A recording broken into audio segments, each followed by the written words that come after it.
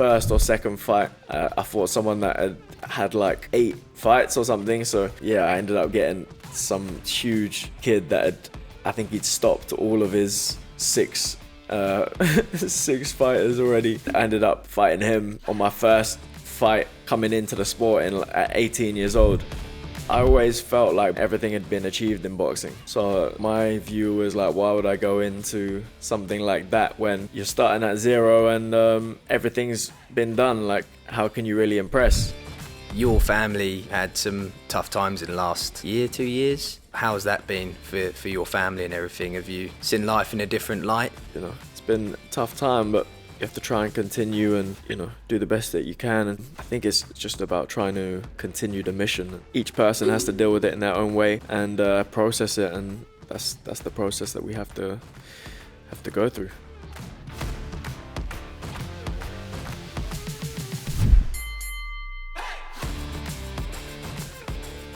Did you have a good coach when you first started? Because you started at 18? Yeah, I started at 18. I had a great coach, Anthony Brown and Scott Welch down at Brighton Hove ABC. Worked, 5 times a week with them. And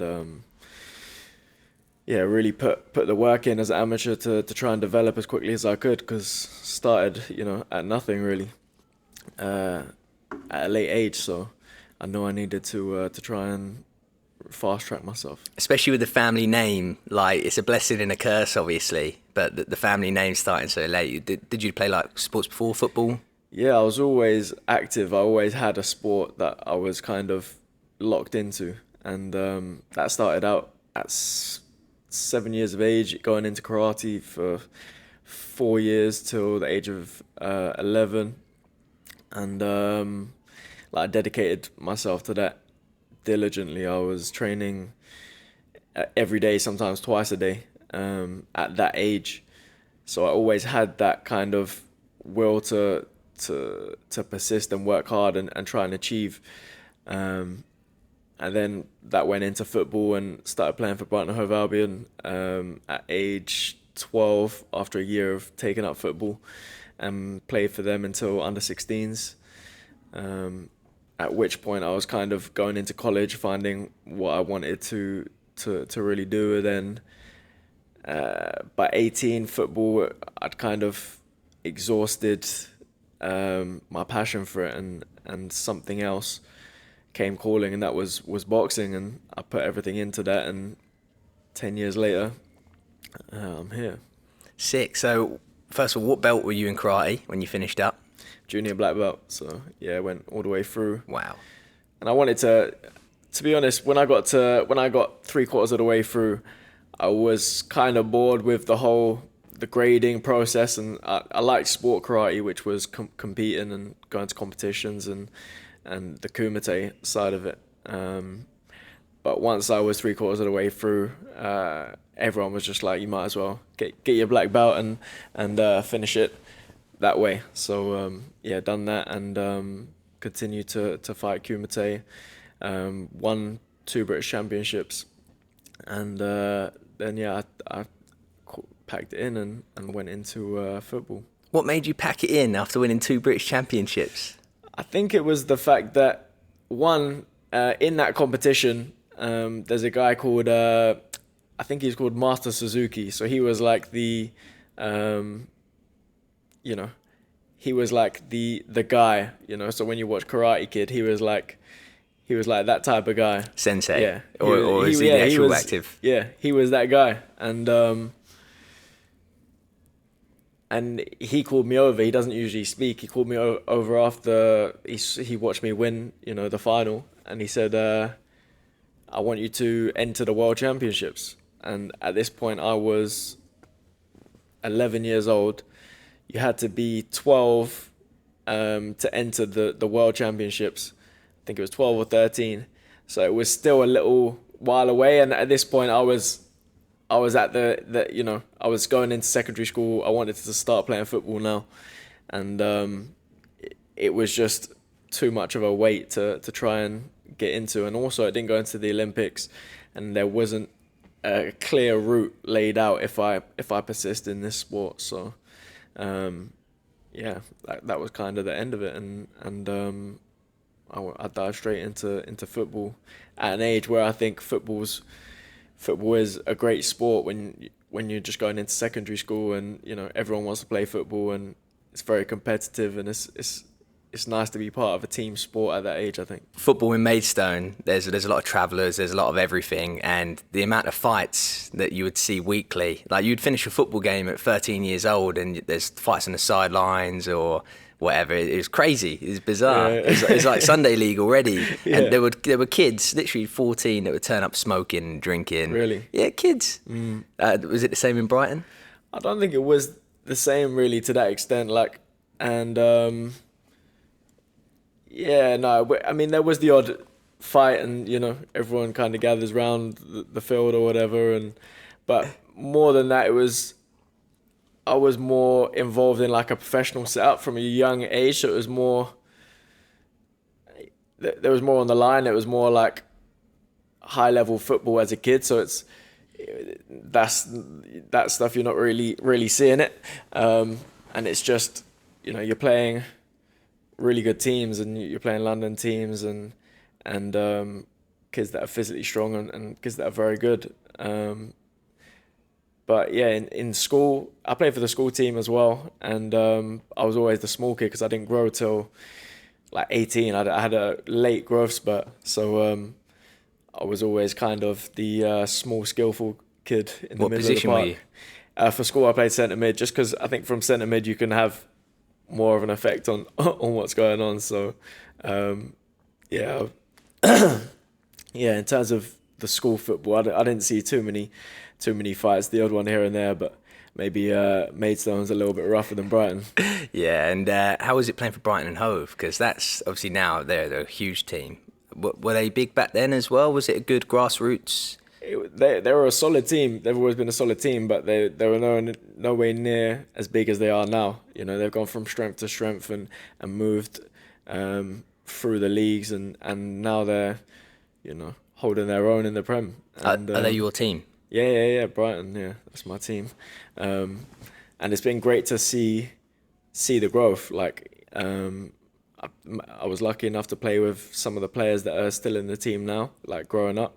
And yes, it's amazing to see them, playing at the highest level. What players were they? So I played with Lewis Dunk, who in the kind of under 16 to youth team age, and when I left Brighton, I played with Solly March, who got signed to Brighton from Lewis, who was playing at the time, and it was great to see his development and his skills, and he's taken it to another level now, and it's great to see them having success at the highest level, and to watch them performing for Brighton is great. Do you think playing football and playing as a team sport shaped you well for going into boxing, which obviously you'd done karate, but it's all solo, it's all on you? Like, do you think the team sport aspect and everything that football brought gave you other skills and attributes that you brought to boxing? Yeah, definitely. I think as a kid growing up, I think team sport is important to be a part of a network, and you're all responsible for the performance at the end of the day. But I did always crave, like, I've always been willing to put the work in and dedicate myself, and sometimes when you're a part of a team and one you can hide, or the responsibility isn't all yours. So I've always liked the fact that if I do put the work in, and do my bit, then the result will show that. And that's not always the case in football, in a team sport where there's so many other factors. So I love that about boxing, that it's just you and your preparation, and it all rides on what you've done to prepare, and that's what I like about boxing. And were you really competitive as well, like your whole life? Have you always been like this? Yeah, I think so. I've always liked sport. I've always been active, and I've always liked to try and compete in whatever I do. think it's in my nature growing up, and it's in me. I love to compete, and I think a lot of the best athletes, they just have that in them. I've seen it in friends of mine. Whatever they do, they want to win, and I think that's an integral part of achieving in sport. How did you find losing in a team sport? So let's say you're playing for Brighton, you've played a great game, and you lose, and you've got to go to the dressing room, and other people have messed up. How was that? Did you struggle with that at all? Was that a big part? I think it's definitely a big part, but I think growing up, it's more about when you're in that setup, that professional setup. It is more about like, did you have a good game? You know, did you have a terrible game, or how you perform, because everyone's always analyzing your individual performance. Although it's a team game, when you're in that setup, it felt a lot more individual in terms of you're constantly being assessed, and I think that's difficult for kids as well. You know, being thrown into that setup where it's not necessarily as enjoyable when everything is your freedom of play to a degree is sometimes taken away, and it's all kind of focused on take 3 touches and release the ball, and or take as fewer touches as you can, and it's definitely different, and I think some people are set up for that, and some other people aren't, but it's beneficial, I think, being in that setup,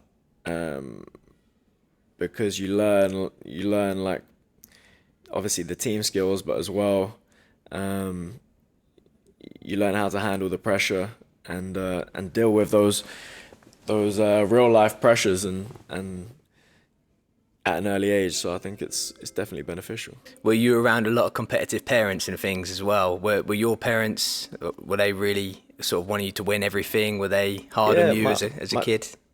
Yeah, I mean, my dad was a professional boxer as well, so he obviously had that competitive nature in him, and I think as a kid you always want to impress your parents, so a lot of the time you'll end up doing the same as your parents, or going into the same fields, because you have the same makeup, you have the same DNA, and my dad and his brothers are all very, very competitive and very physical natured. So I think it was only right that I went down the same route. So this leads me to sort of the biggest question I've been waiting to ask. Having the name Eubank and just growing up, how was that in terms of you've got a great boxing uncle, boxing cousin, your dad, you've got such a close-knit family. How was that for you when you were trying to perform and be the best? Obviously, you were top at karate, you played for Brighton. Were you always trying to prove yourself? It's interesting because, like, I always felt like boxing, it had already been done. Everything had been achieved in boxing. So my view was like, why would I go into something like that when you're starting at zero and everything's been done? Like, how can you really impress? And so I always thought, let me do something else. Let me try my hand at something different. And largely growing up, that was football. And there was one story after a karate championship. Went to the local shop and my mum see Uncle Chris, and she was like, "Oh, he's just won 2 British championships consecutively," and he responded, "I have 19 World Championship wins," and my mum didn't really know how to take it, because she kind of thought that he's not encouraging my son or whatever. But I knew at that time, like I knew you always have to do more, like to I kind of got the message installed from early that there's more to achieve, and I took that as a positive because it's saying like don't settle for that. How can you do better? How can you take it to the next level?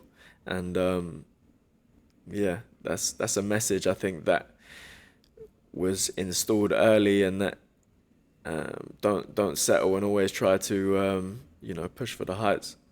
That's a great story. Yeah. So would you say as well, what was the main trigger to get you into boxing at 18? What really made you think, you know what, I'm going to give this a go and give it my 100%?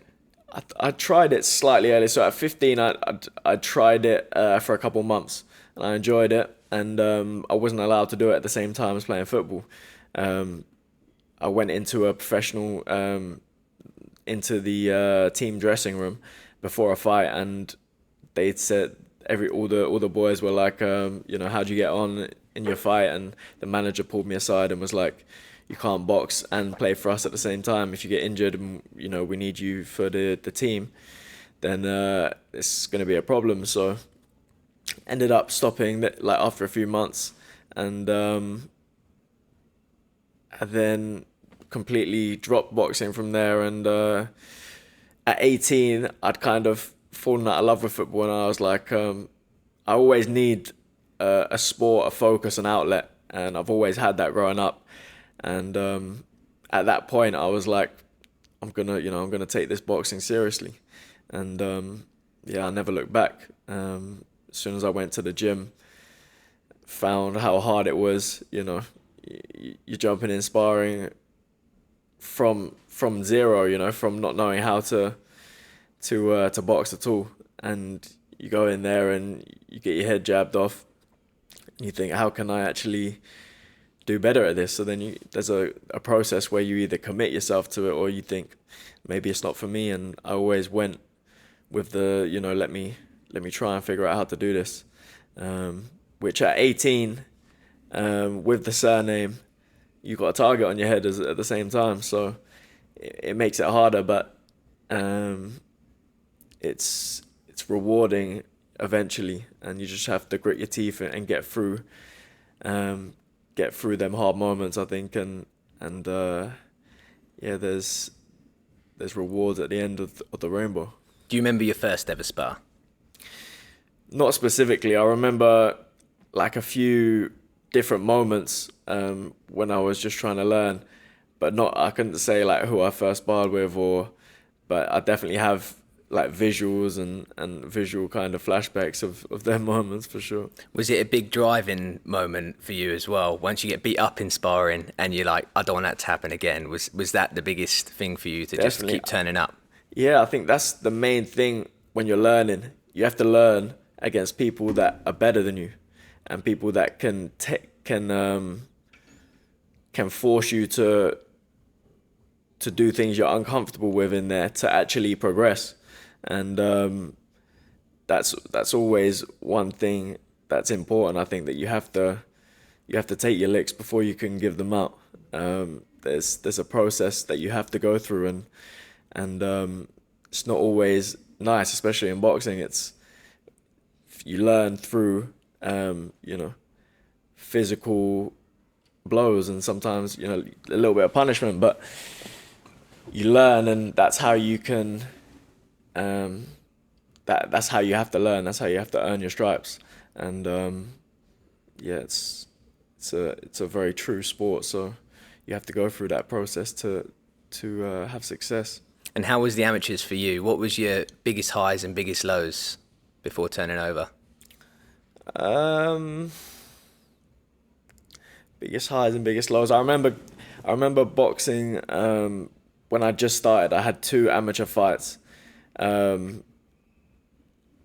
As a kid, this is before I started properly. So when I was training for that few months, I had at 15 I had a couple of fights, and then obviously left it. So when I started again, I went into the under 10s because I had a little bit of technique or whatever, or a bit of natural athleticism.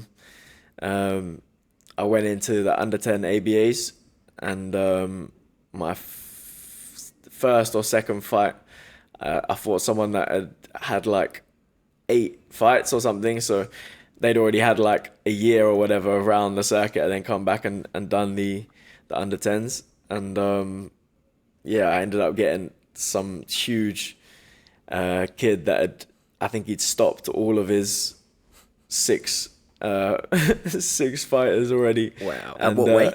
At what weight? At 63 and a half, yeah. So I think he'd stopped all his kids, and I ended up fighting him on my first fight coming into the sport at 18 years old. Obviously in the under 10 ABAs, but I know I had to enter. I just wanted to enter these championships to learn, the real way and sometimes the hard way, and pick up that experience.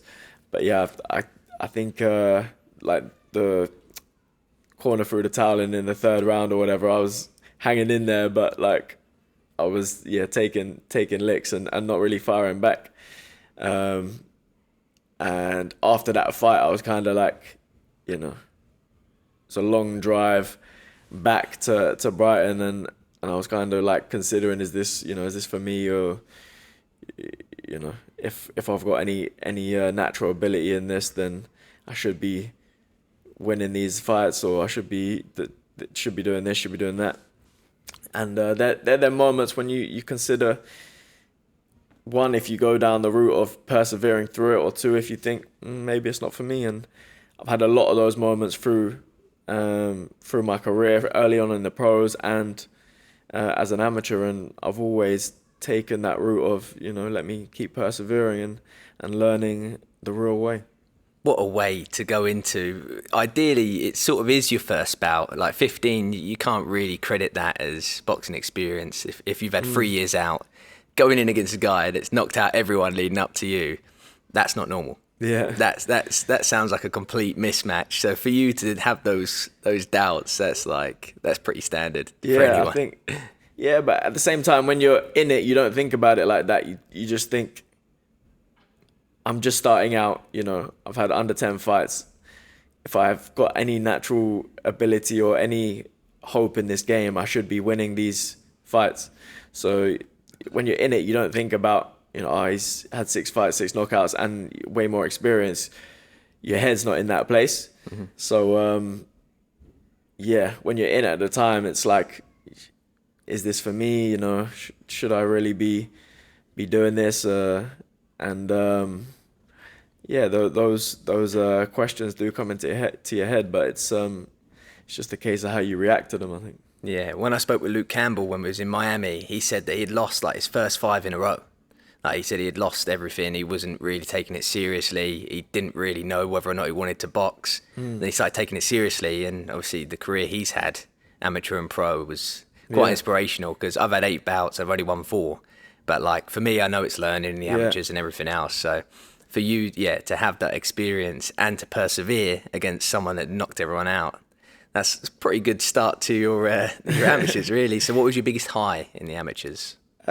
Biggest high, I think, was I won the Haringey Championships, where it's you fight 3 times in 3 days, and I'd had like the craziest stomachache like after, because you make weight, you fight, and then you eat a little bit, enough to give you energy to fight, but then you're thinking about making weight again. And I remember after the first or second fight, I had the craziest stomachache, like crazy, like the cramps were like nothing I've experienced before.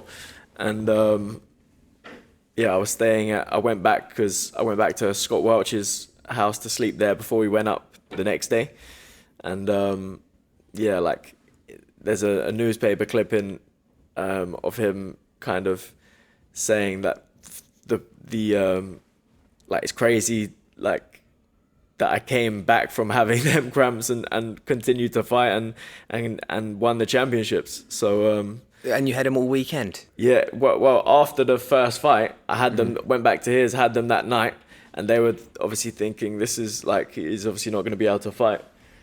And then woke up in the morning a little bit better, and then went up and fought. And them kind of moments, I feel like when, when you think you're down and out and you come back and win, I think them moments are quite memorable. So for me, that's definitely one of the highs. Definitely shows your character. Before we go any further in the podcast, I would just like to thank the proud sponsors of Notjustboxing. Notjustboxing is proudly sponsored by Titan Boxing. Titan Boxing is a UK fast-growing boxing business. They do personalised gloves, pads, t-shirts, everything. They've got UK free shipping. Go check them out with the link on screen. Gymfluencers.com are proud sponsors of Notjustboxing. They are the premier health and fitness website. There you can find supplement discount codes, freebies, giveaways, a macro calculator. There's all sorts on there. So go check them out at gymfluencers.com or check out their @ on Instagram at gymfluencers.official. So how many fights did you have before turning over as an amateur? I think I had 33 as an amateur. And I always wanted to turn pro from the jump. So once I'd had 20 fights, I was just doing the amateurs for experience. So once I'd had 20 fights, I was kind of thinking, I was always like to my coaches, do you think I'm ready to turn pro yet? Like after each fight, it's like, can I turn pro yet? Can I turn pro yet? So, I think once I had some elite experience, some open class experience, once you're over a certain amount of fights, I was raring to turn pro. And at 20, between 21 and 22, I made that switch. Would you say you got the experience you wanted as an amateur? Did you fight every type of person? The back foot boxer, the bully, Not really. I didn't get loads of experience. I didn't get international experience. I got as much as I could locally. But I had to make up a lot of that experience in the gym with elite fighters, and that's been a large part of my progress, I think, as a pro, developing with them fighters that have had all that experience. Fighters like Josh Kelly, Michael Conlin, Abbas Barral, like their experience, Kurt Walker, Olympian, their experience is second to none. Boxing all around the world, every different style. So to be able to take their experience, their knowledge, and learn and grow, that is what I've needed as a professional boxer. So how was your debut as soon as you turned pro? So how long did it take to even get all your medical and everything sorted? Was it quite a long process? Do you know, it was quite long to start with. It's just the process you have to go through, and to get the license. And then my debut was in Brighton, boxed on one of Scott Welch's shows at the Hilton on the seafront. And got all my friends and family along, and finished with a stoppage. I think, I can't remember what round now, but finished with a stoppage, and really enjoyed it. Had all the family there to celebrate and watch me kind of enter the game. How did it feel when you went pro with the debut? Was it completely different to the amateurs? Did you feel comfortable? Were you happy to start hurting guys? Yeah, it was always more my style to take my time and sit down on the punches, and it was still a process of learning how to do that, but it always suited me more than bouncing on your toes and trying to tip tap. And the boxing that inspired me was professional fighters. Who were they? What was your main inspirations? Sugar Ray Leonard, Roy Jones Jr., fighters that had that ability to excite and had crazy reactions, agility, natural movement. Those were the fighters that inspired me. So then trying to pick up amateur style boxing, which also was in a different direction to how I become a better professional. It was always counterintuitive, to a degree. Did you have to unlearn quite a lot of things? Obviously, going pro, all of a sudden you completely learn a new game, right? It's completely different. Yeah, yeah, there's a lot of new stuff to learn, and but I also felt like doing karate, it made it harder as well, because you're drilling certain techniques into your nervous system by repeating them so many times, that when it comes to actually take up a new craft where the guard's different, you know, the weight transitions are different, everything has to be unlearned to then put something new in place. So it's not like you're starting from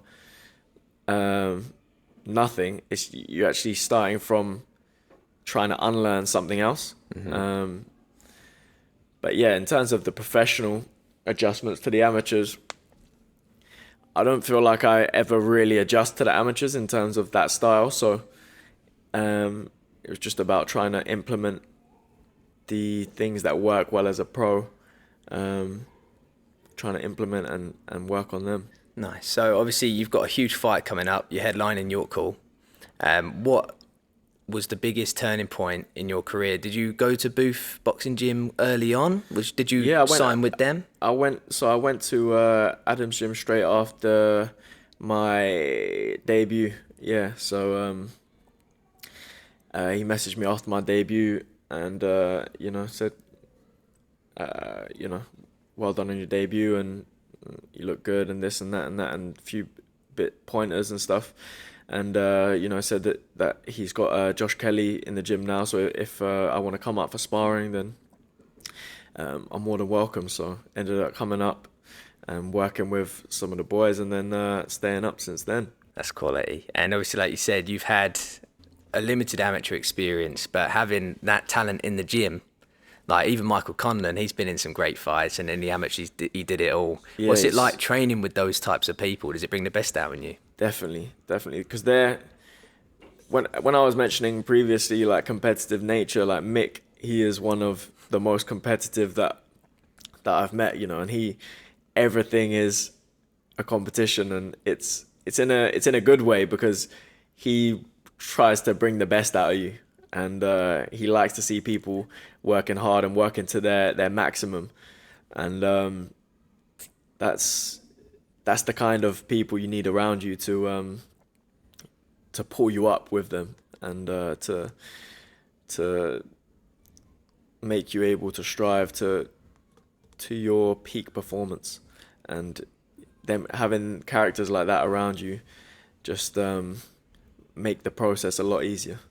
Definitely. I remember when we met, when we filmed you just before you were meant to box on your cousin's show, we were saying, like, do you do much strength conditioning and all this? And you were like, no, boxing's everything. As long as everything's boxing based, you'll get the best out of you with your movements.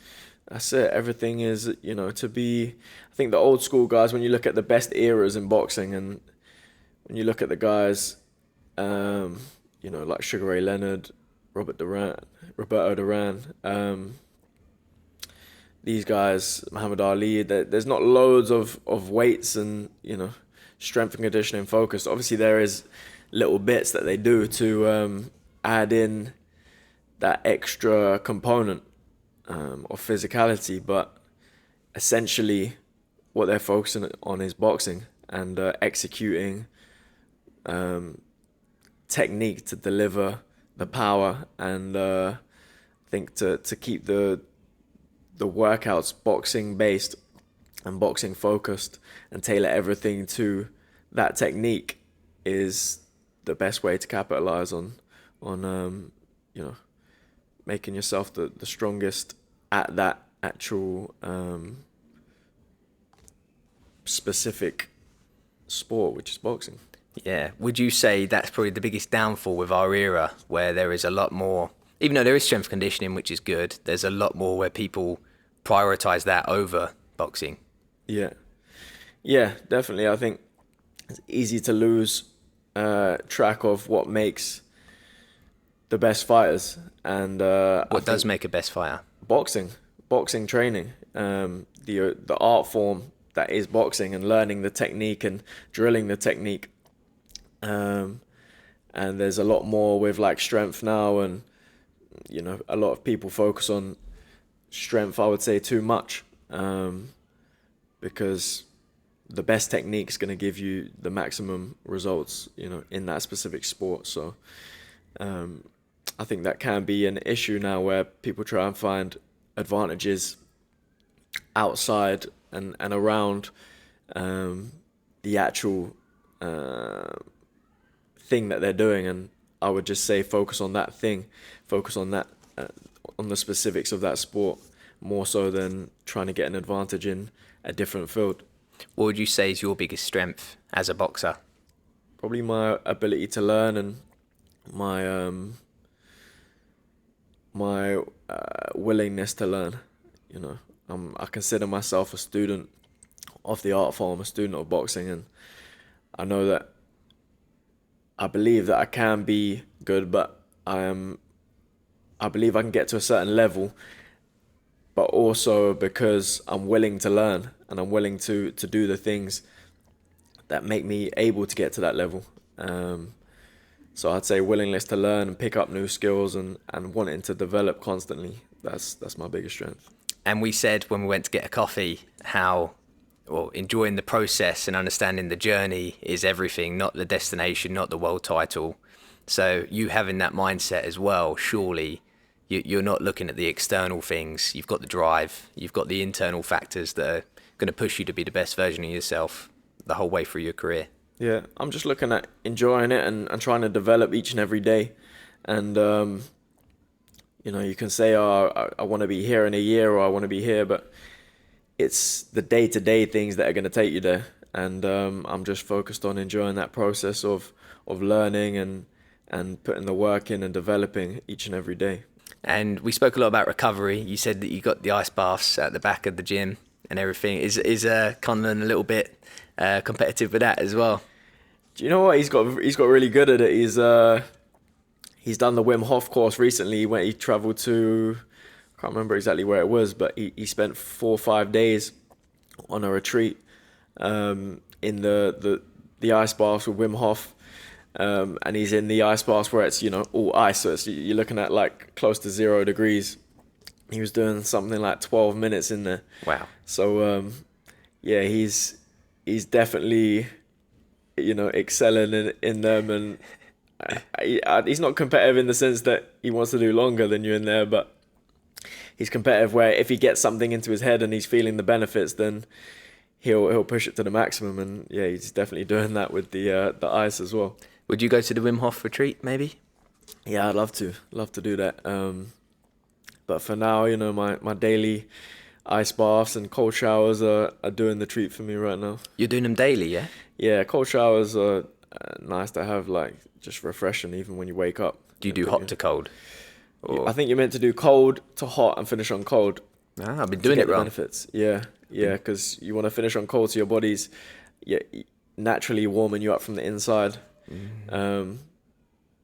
And that's the best way. And I think I've noticed a lot of people that are quite like sensitive to cold. Like some people are just cold all the time. When they start having cold showers, their body naturally warms up, and they're not kind of, when you have the window open or whatever, they're not as sensitive anymore. And I think it really does work for people. You know, a lot of stresses in the world today are kind of sorted out with cold water therapy, and I think it's great for people. I do it every morning, and I definitely feel like when I do really good cold showers long after a run or something, well, even a studies show, I think your dopamine releases threefold or something. So you've got that natural high without a crash.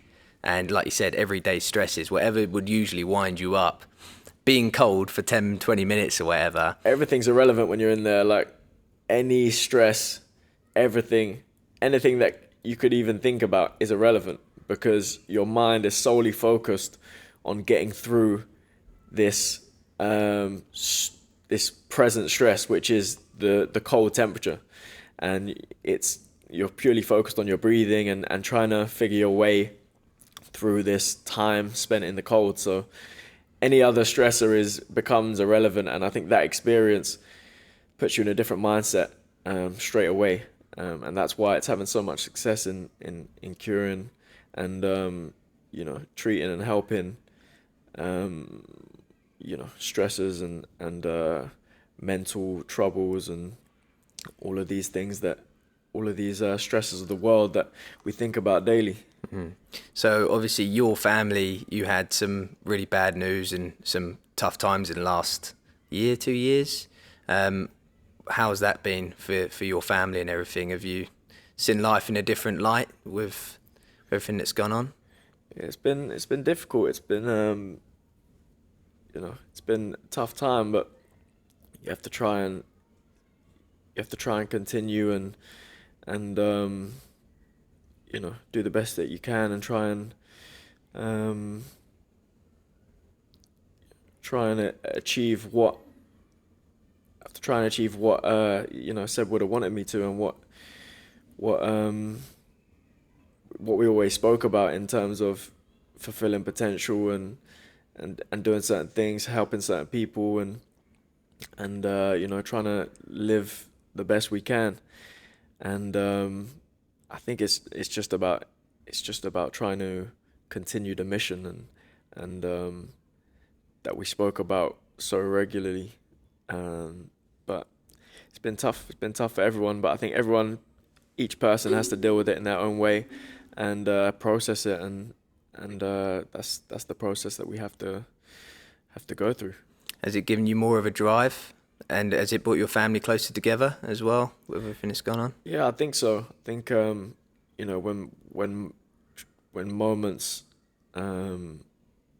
moments like that happen, and people feel that one thing comes clear, and that is that family is everything, and it definitely pulls you in closer and makes you realize that no day here is promised. So make the best of every day, and try and do the best and live life for each day we have, because none's promised, and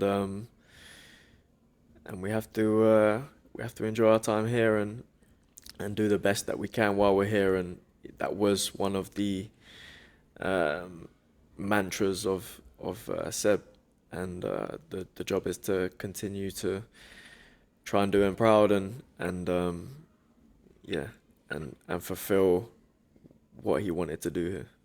That's amazing. And would you say your mission that you talk about, is that in your mind every day when you wake up? Is that a new bit of strength that you've got to add to your arsenal? Definitely. I think a lot of times in boxing, especially, like there's moments where you have to go to the trenches and draw on all forms of inspiration and motivation, and that is one of the main ones. When you're there,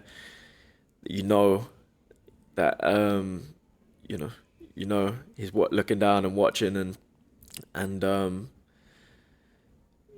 you can't give in. You have to persevere and you have to push on, and it's definitely one of the biggest forms of inspiration and motivation when you're at them low points now, to move forward and not to stay there. And moving on to, I really wanted to talk about complete change of topic. You've been a vegan for quite a while now, right? What made you turn being vegan? What benefits have you seen? What was the process for you to commit to that type of diet? Yeah, I've been vegan, fully plant-based 7 years now. It's been great. It's been, even before that moment where I turned, and kind of was strict on that kind of dietary change, I was learning and seeing what I can change certain things for. So a lot of that time I was actually like dropping things out and adding new things in, and like what? Just like different grains and stuff. So like learning about how spelt is more of an original and a whole grain than wheat is, and how wheat's more modified than spelt. So opting for different grains like that, getting rid of eggs and things like that. And then the point where I actually made the switch is where I was actually taking nothing that had traces of eggs or milk in. So was a process, probably about a 3-year process before the point of actually turning plant-based, where I was seeing what works and finding my feet. And yeah, I've felt the benefits, and I've felt clean, and my recovery's been great since then. I've got quite a few friends that are vegan. What would you say for you is the biggest benefits? I would say it's more about inner benefits than physical, external. Like, I wouldn't say it's as much performance. I would say it's more, internal organs. Yeah, like how you feel. You feel more. You feel less kind of groggy and clogged up. You feel more internally light and more clarity and I just think in terms of organ health, I think it's the way forward to minimize them extra stresses on the body of digesting certain things. And what supplements do you take? Have you got certain things because you are vegan just to make sure that you? Yeah, I mean supplements. I think everyone needs to add in supplements because I don't think food is necessarily dense in nutrients, and there's a lot of nutrients we need, I think, that you don't get in your day-to-day intake of food. So I think it would be wise, no matter what anyone, whether you're a pescatarian, vegan, keto, keto, carnivore, whatever. Even regular diets. Yeah, I think it's essential that people take supplements and to make sure they're getting the full nutrient profiles that the body needs to thrive. But yeah, I'll take plant-based protein, supplements, Amazonian fruits like acai, goji berry, all these superfoods, like foods that have packed with nutrients. And they taste great as well. Exactly. I use a company called Raw Sport. They have really good products that are sourced the best way, and they find the best source of each ingredient to make sure it's not just the cheap version. It's the actual the good organic stuff. So it's essential, I think, to add in those extra nutrient profiles into the diet. Yeah, I've got friends that use Raw Sport and they think it's brilliant. It tastes good, it's clean, doesn't affect your gut, especially with protein. There's certain proteins you can take and you'll be reacting pretty badly. There's a lot of people that go into that vegan market where it's like they're just covering a basis of marketing, and they're not looking to they're not looking into the how can we get the best vegan product, or how can we get the best nutrients into people. There's a lot of vegan junk food. Yeah, that's where you can have vegans where like they're probably worse off. Exactly, and that's why you can never be like, oh, vegan's healthier than this, because within veganism there's so many unhealthy sections. You got McDonald's stuff, you got stuff that's processed. Processed. You got the fake meats, which are processed. So there's so much unhealthy things within it, as much as there is healthy things within it. So if you're using the more the less processed ingredients closest to nature, like what? Like plants, plants unprocessed, lots of leafy greens.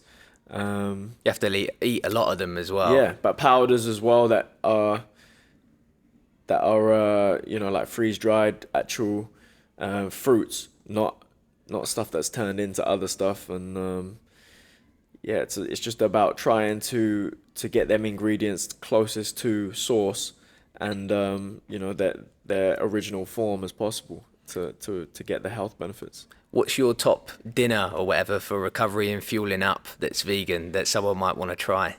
Yeah, I'm quite liking chickpea pasta at the moment, because it's obviously packed with protein and brown pasta.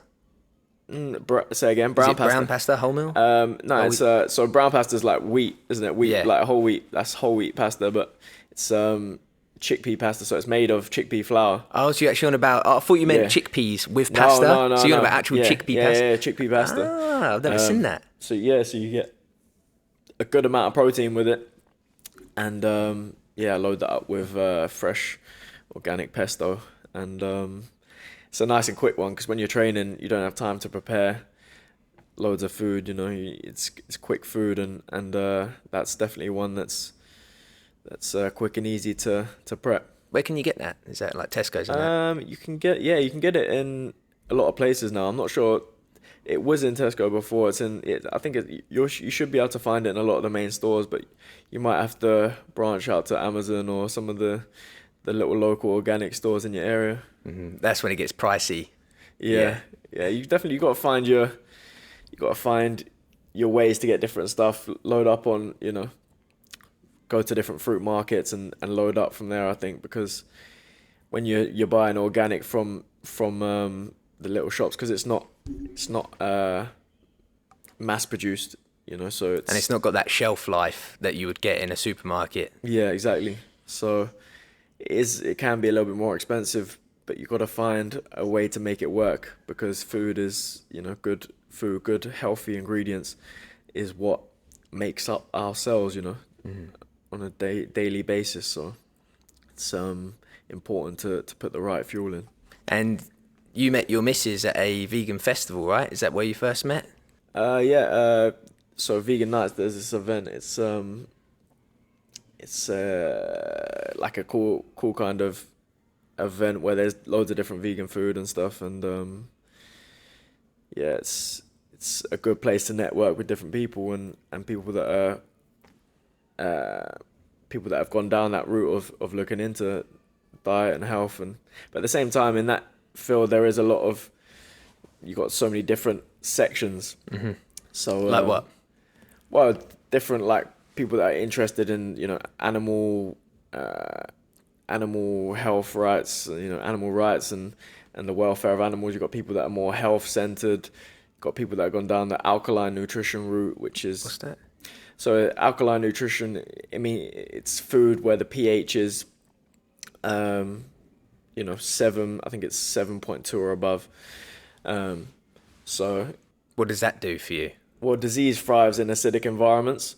So if your body is acidic, then that's when disease thrives and grows and multiplies. If it's alkaline, then actually you're not providing it the environment to grow disease. So alkaline foods tend to help to clear out the body and make sure it's thriving on the insides on a cellular level. That makes a lot of sense. So so there's many different mindsets within that field of veganism. So I feel like it's hard to just brand it as one thing, and I don't like to get necessarily always boxed into that because there's so much variation within it. It's like everything really. There's so many layers. Yeah. So with veganism though, what would you say is the downfall side of things? Because there are a lot of people which do eat junk food and do think they're going to be healthy. Like my sister's celiac, gluten-free. When she first started, it was a disease, she had to switch. Yeah. But she was eating anything that was gluten-free, thinking it was good for her, like including chocolates and all sorts.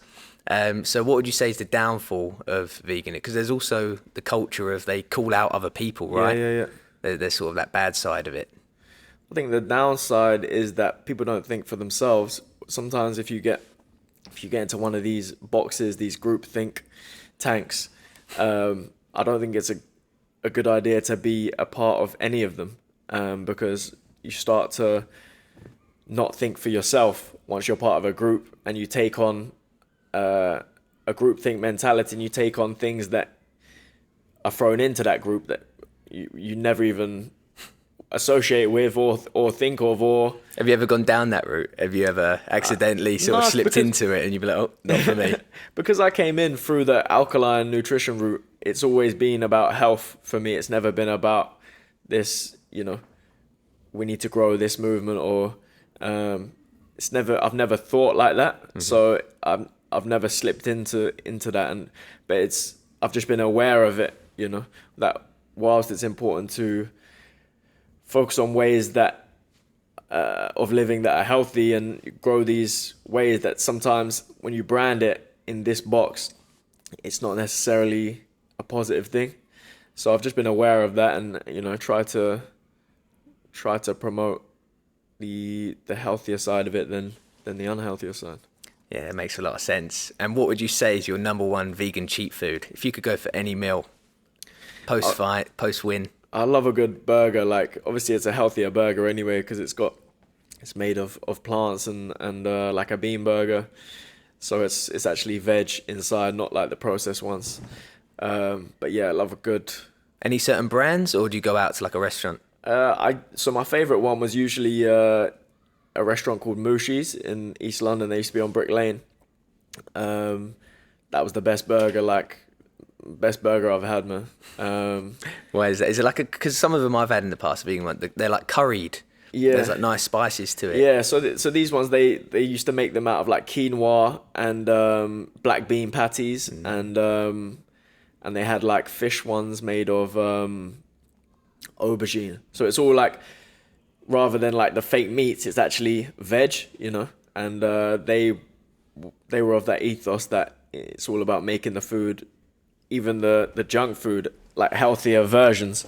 So yeah, and the way they tasted was the best. So I think they're closed for a little bit now after the lockdown, but unfortunately the lockdown hit them. But their burgers are still in a Hard Rock Cafe, I believe, Oxford Street. So yeah, I'm definitely going to be reaching there soon for that top up, maybe after the fight.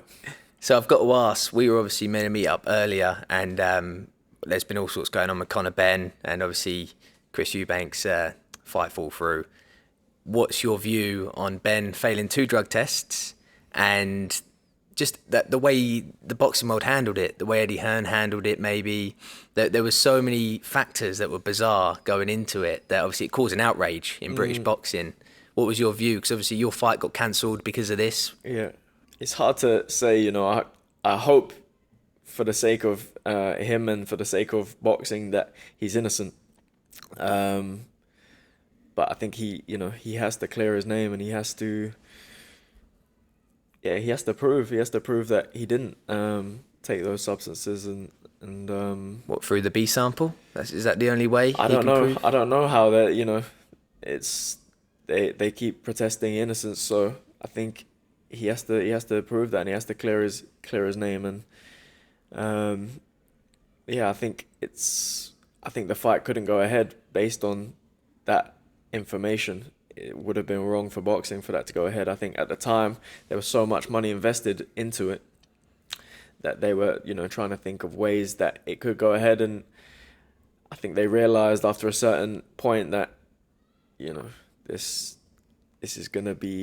could be devastating if it went ahead for boxing. So it was only when the story leaked, though. So because they had known for weeks, it was absolutely fine until it hit the newspapers, and then obviously when the public knew, they had to sort of call it off. Yeah. But Chris, his health was in serious danger. To cut to that lowest weight, obviously you said you were sparring and leading up to it, and he was looking good. But for him to be at that lowest weight with a rehydration clause, and for Conor Benn to most probably be taking some form of PEDs, it's dangerous, and like I fully understand why your uncle was so worried about it all, because I think he understood what people saw after, when people saw the pictures of Chris at the weight or at the rehydration clause weight, and people saw that extra 3 pounds lost didn't look good, and he didn't look healthy.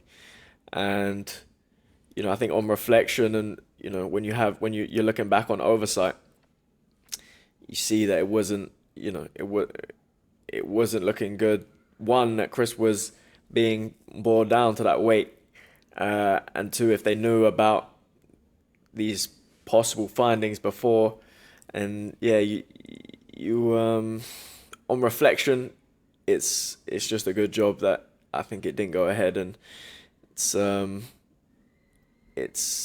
it would have been bad for boxing if it did. Yeah, and I think out of everything that everyone really noticed was your uncle, unfortunately, was in a fight where someone was seriously injured, and it was the same with Nigel. So for both parents to be in those fights and to witness what the sport can do to a person's life and their families, for all of that to go ahead with everything in place, like a rehydration clause on someone that's already at the lowest weight, you are like, I know he joked and he said 60% baby, and he was professional with it, and it was brilliant. And a lot of people really started to love Chris by it all. But with all of that in place, it was a recipe for disaster. And yeah, I'm so glad it didn't go ahead. How was fight week for you? Obviously, you were, is it on, is it off? Like, you was in the hotel, like, not knowing what's going on. Yeah, it was odd. Got the call Wednesday morning, and my friend was like, have you seen what's going across the media? I was like, no, I haven't seen nothing. He was like, Benn's failed drugs test, and now none of us could believe it. And cause it's kind of one of those things, you just think the gravity of this fight, like in your mind, if you was like before, what scenario could arise where this doesn't go ahead, you wouldn't have been able to think of one. And we was just all set for that kind of fantasy matchup, and I couldn't believe it when we heard the news. And then it kind of started to unfold, and people were asking questions: is it on, is it off? And then the kind of the message we first got was, it's still going to go ahead. And then every kind of couple hours that went on, it was looking more and more unlikely. And then by the Thursday, we kind of got told that it's not going to go ahead. And obviously then you're hearing the news, but you're focused on you've got to continue thinking it's going ahead to keep yourself in that competitive mind frame that you're about to fight. So it's a balance of that and trying to figure out what's going on. It's a bit of a whirlwind, but the right decision was made, because it could have been tragic for boxing if it did go ahead. Yeah, and how did you handle the anticlimax of, you've got fight week, you've had a hard camp, you looked in great shape, you come to the end of it and it's all like you haven't got that fight night, you haven't got that's everything you've been working towards for months.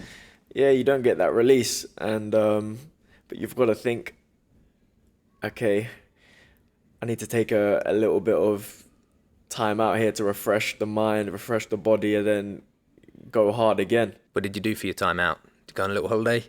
I just chilled. I went to Berlin for a few days with one of my friends, and just ate some good food and had that mental break. Just a short one, but enough to reset the mind and go again and go straight back into camp with that intensity and to prepare for the next one. And I'm looking forward to November 25th to finally get that release, and back at York Hall as well. It's going to be a good one. So do you know much about the guy you're boxing? Yeah, I've seen clips of him fighting. He's fought some top opposition through his career. So like who? I've not really seen too much of his. I've seen fights of his in the past. Against, I think he fought like O'Hara, and he fought a few other dudes as well at a good level. So he's experienced, he's got a good record, and he comes to fight. So it's gonna be an interesting one. And how are you training for this? Are you training a bit differently with your coach? Is there a different mindset going into this because there's different styles maybe No. to your previous opponent? I was prepared to fight him before. The last time he had to pull out with COVID, so it's just more of the same of before, and continuing to drill stuff, and continuing to work on myself. And I'm prepared for anyone, when I'm training and drilling these things, and I'm just continuing to develop as a fighter and adjust different parts of my game. What's your prediction on fight night? What do you think you're going to do? I mean, I don't like to make predictions just because I like the element of surprise. But yeah, I'm going to be prepared for 10 good rounds. And if it ends sooner, then even better. Brilliant. Well, it's been great having you on. I wish you all the best for York Hall, and we'll catch up soon. Awesome, mate. Thanks for having me.